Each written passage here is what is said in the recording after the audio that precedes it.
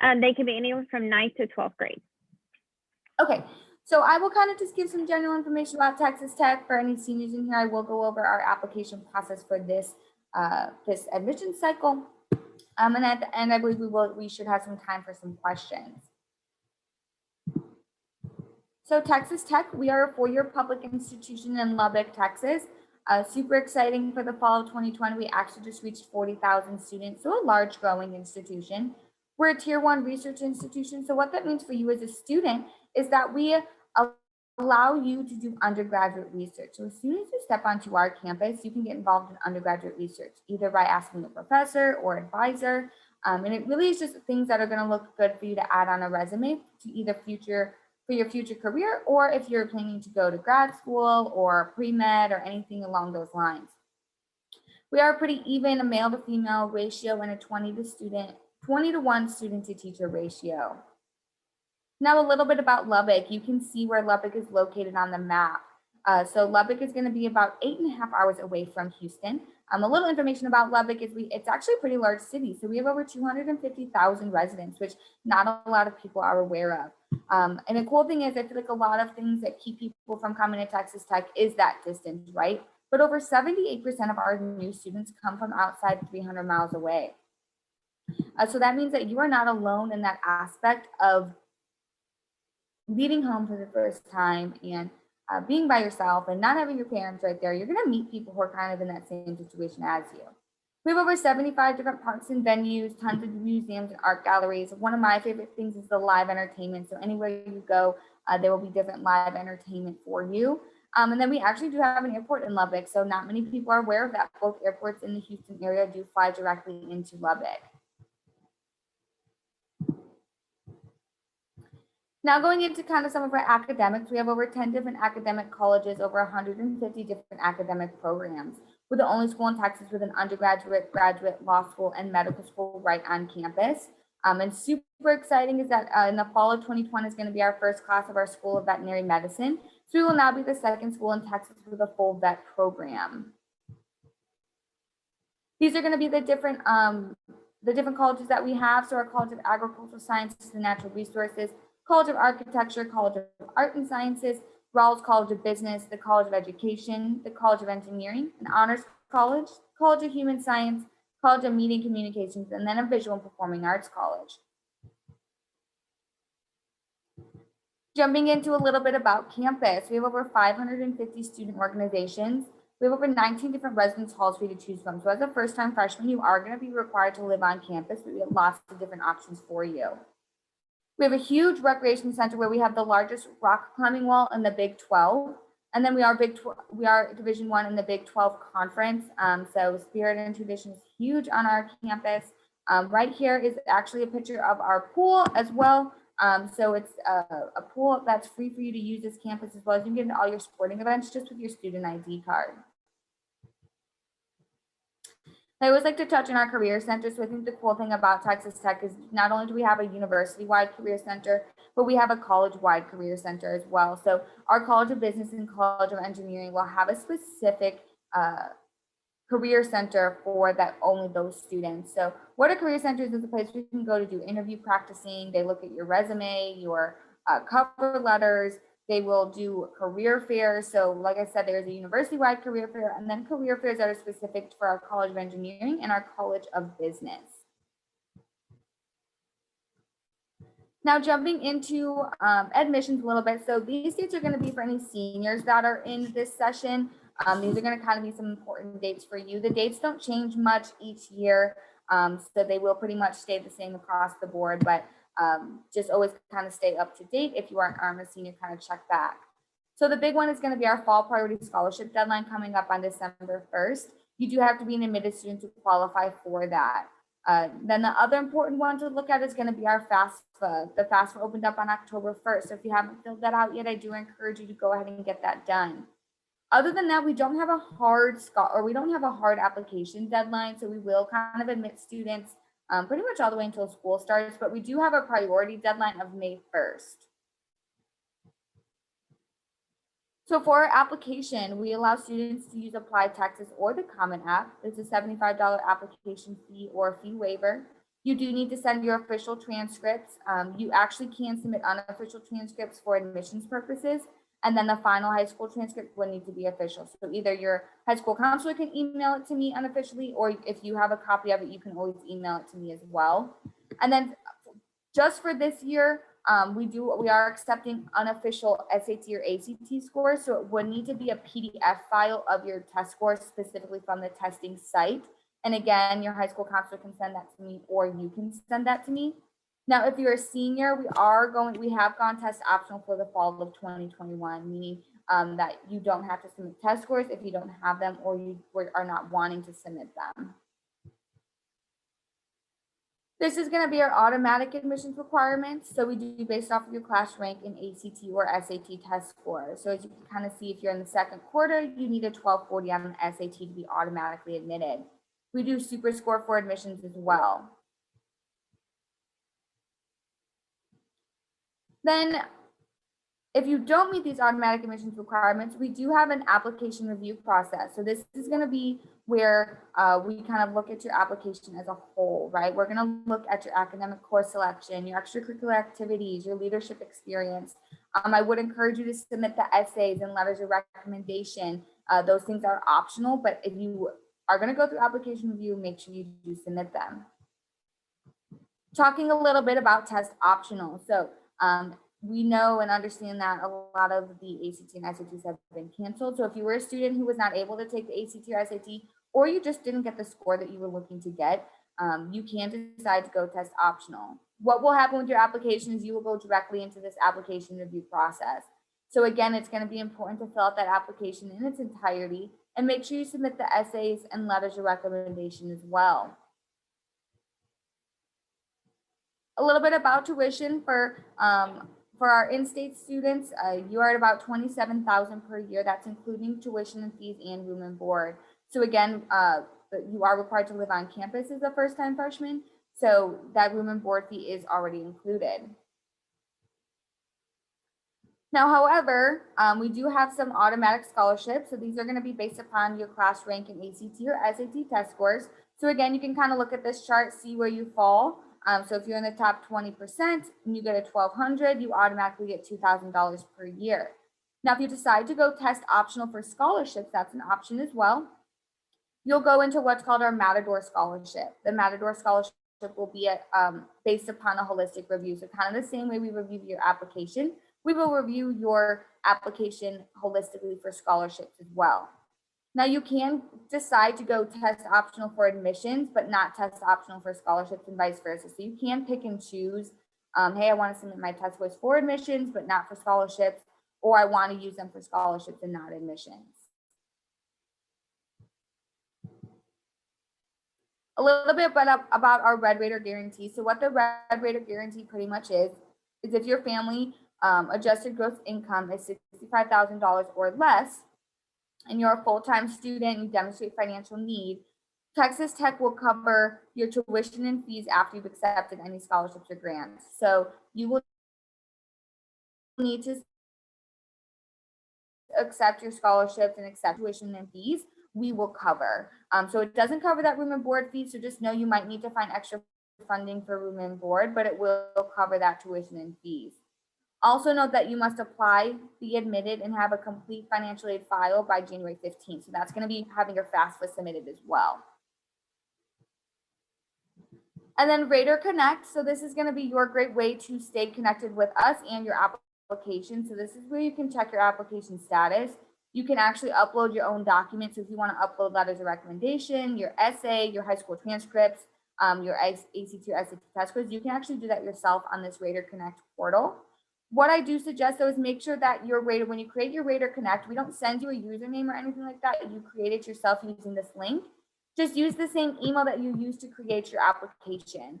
So that way we can kind of link them up and there's no confusion. Lastly, we are open for in-person tours. So you can schedule a tour on campus. You just need to make sure that you are registering for that tour. We are still, making sure to follow COVID guidelines and make sure we're, keeping everyone safe. So just make sure you register for that tour. If you're not ready to go up to campus or can't make it for an in-person tour, We do have a great virtual site as well. So that's the link to our virtual site. I do encourage you to go ahead and visit that. We do daily admissions presentations and virtual tours that you can register for if that's something that you're interested in. And then lastly, this is just my contact information. So if there's any questions that you have, if you have specific questions about your specific case, I'm happy to set up an individual appointment with you. But if there's, we do have some time. So that's everything that I have for y'all. I believe we do have some time. If y'all have any questions, I think you can put them in the chat. If I'm correct, okay, yeah, you can put them in the chat, and then I can get those answered for you. Okay. And while they're talking or while they're typing, I have some questions, and maybe these will be questions that they have, and I'll get them answered ahead of them. So you mentioned the unofficial SAT and ACT scores being uploading, and then they can be test optional. So are they automatically in review if they go test optional? There's no automatic or assured admissions if they go test optional? Is that correct? Correct. So, yeah. So if they decide to go test optional, that'll be on the application. There'll be a question that asks. So they'll have to say they want to be test optional on the application. And then, yeah, their application will go automatically through that application review process. Additionally, students, like if they didn't mark test optional on their application and now they decide they want to go test optional, they can just email me, and vice versa. So if they marked test optional, but they were able to take their test scores, they can email me and say, hey, I'm going to submit my test scores now. I would like to, go, I don't want to be test optional. As well as if a student goes test optional and doesn't get admitted, and later down the line is able to take their test, they can submit their scores for a reevaluation. If they meet those automatic admissions requirements, then they would be admitted. Gotcha. So as far as for the priority deadline y'all had was December 1st, was that correct for scholarships? Yeah. So we are rolling admissions, which means if a student once a student completes the application, it takes about 2 to 4 weeks to make a decision. So ideally, if like a student can get their stuff in like within the next couple of days, there's potential for us to still be able to make a decision by December 1st. We are starting to kind of cut it close though to where I can't guarantee that a decision will be made.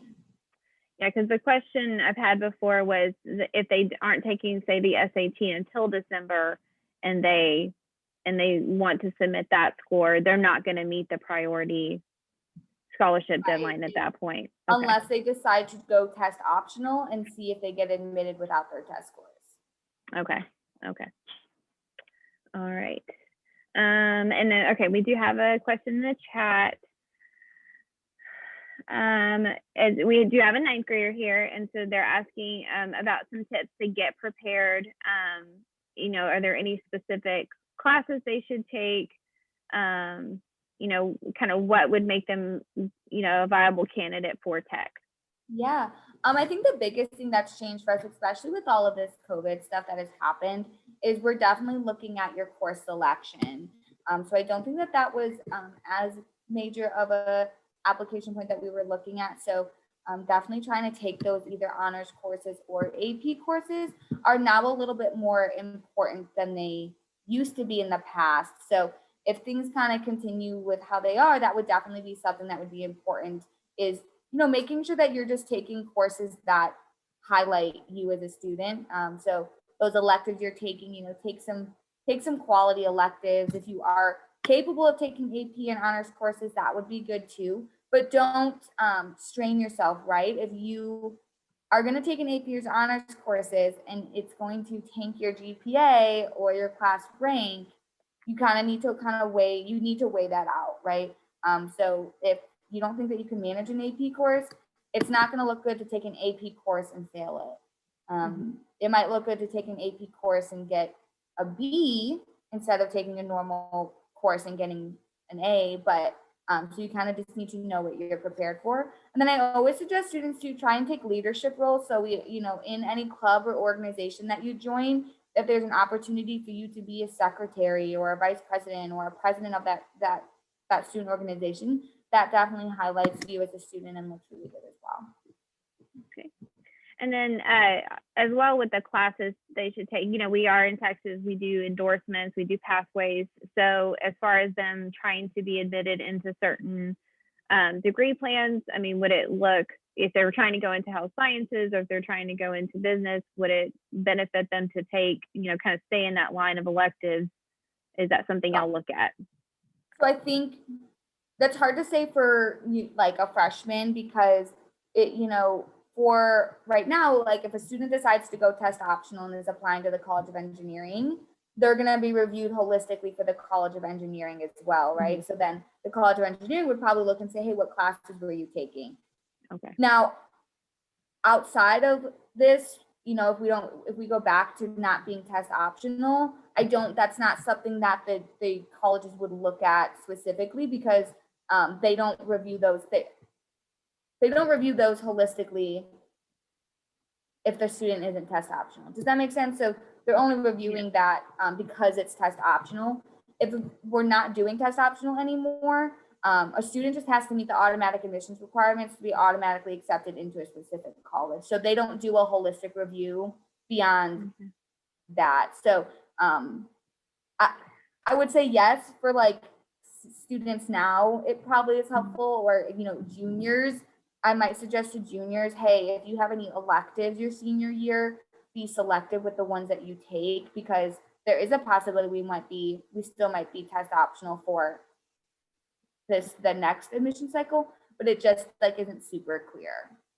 Okay. Yeah. So y'all aren't necessarily some colleges are talking about, hey, we really like it this way and we're just going to be test optional forever.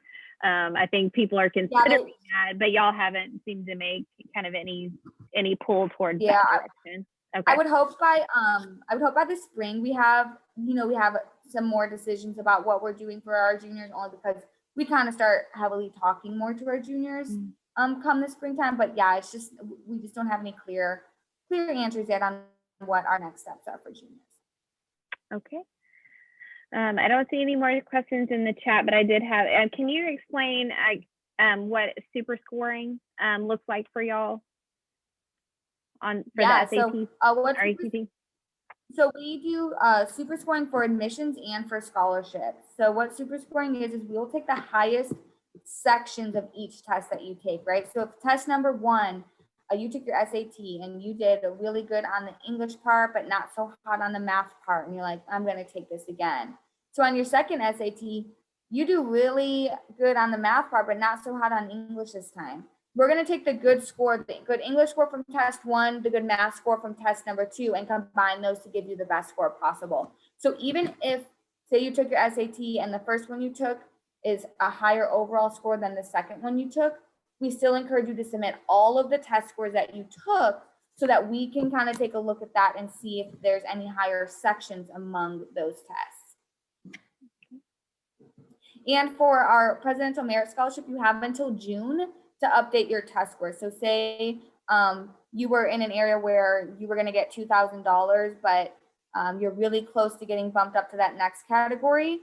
Say we award you that $2,000, but you take your test again and you get that higher score. You have until June to send us those scores, and then we'll update that amount that you received.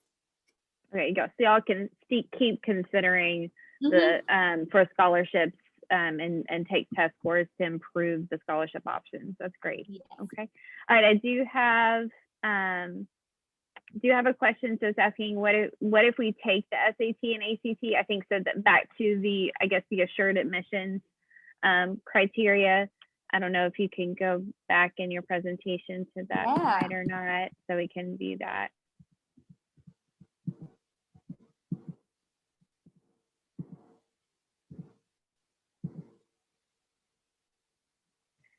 And then while you're going backwards, so if they do take an SAT, ACT, and they don't meet the assured admissions, they do go into holistic review?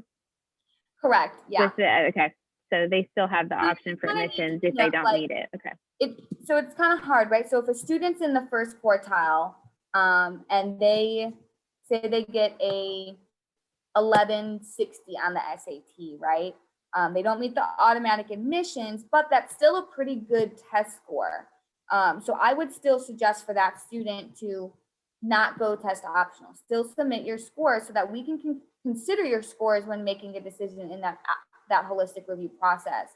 Now, if a student's in the first quartile and they got a 990 on their SAT, I might suggest that they decide to go test optional, because they'll still go through that application review process, and then we won't even see their test score. So they're not even going to be considered in a decision. So I know it's hard sometimes to know like when to go test optional. I always tell students, if you're close to that assured admissions, you can probably still submit your test scores, because it is still going to help your application in that holistic review. If your test scores are going to hurt you in a holistic review, that's when you need to decide to go test optional.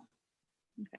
And so, and if they have questions specifically, if they really kind of want to tell you what their scores are and get advice from you, they can email you and kind of get a good gauge from you whether they should go test optional or not. Absolutely. Okay. All right, I hope that answered the question. And we didn't really talk about ACT as much, but the kind of same concept applies with, yeah. Okay. And y'all obviously don't prefer whether it's ACT or SAT. It's the same to y'all as far as, assured and then into holistic review. Okay. Yeah. All right. I do have a question. I don't have any more in the chat yet about fee waivers. So application fee waivers. I know that when I've looked it up, y'all do not accept SAT, ACT, or NACAC. So y'all base it on their FAFSA? That's correct. First. Yeah. Okay. Students will need to submit their FAFSA. We base it off of that information they provide. If the student doesn't get a fee waiver through their FAFSA, but they still feel like they should qualify for one, on our website, there's like an option 2 where there's like a bunch of different other things that, hey, if you're this type of student with this, in this situation, here's the documentation you can submit. So, but yeah, unfortunately, we don't accept those college board fee waivers. Okay, so get the FAFSA done. Yes. As soon as possible. Okay. And I don't see any more questions, but I think I still had a few. So you mentioned the priority deadline of, we talked about the scholarship priority deadline, but you had the priority deadline that happens in June, or May. May. And so what happens differently if they meet that deadline versus if they say finish things up in the summer and get admitted? What perks do they get, I guess is the word? Yeah, I think it really is more so just kind of a deadline so that we can try and make sure that they are still on track with everything and that everything's not as rushed, as far as like getting registered for housing, getting registered for orientation, things like that. Kind of after that May 1st, we kind of start rolling into, we're having orientation sessions, housing's filling up, so that the students are just going to probably have a little bit more difficult time getting registered for those things once that we kind of get past that May 1st deadline. Okay. All right. And I don't have any more questions in the chat. You talked about, setting up the Rater Connect to upload items. So they can upload unofficial transcripts and unofficial SAT and ACT scores there. Yes. And or they can email to me too.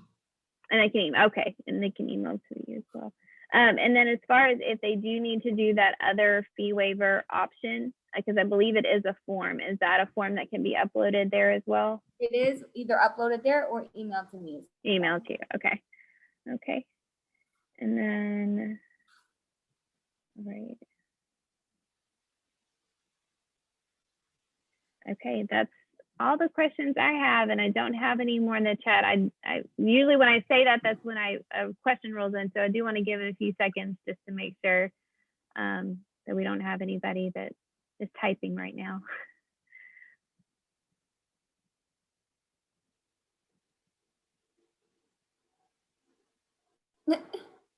Okay.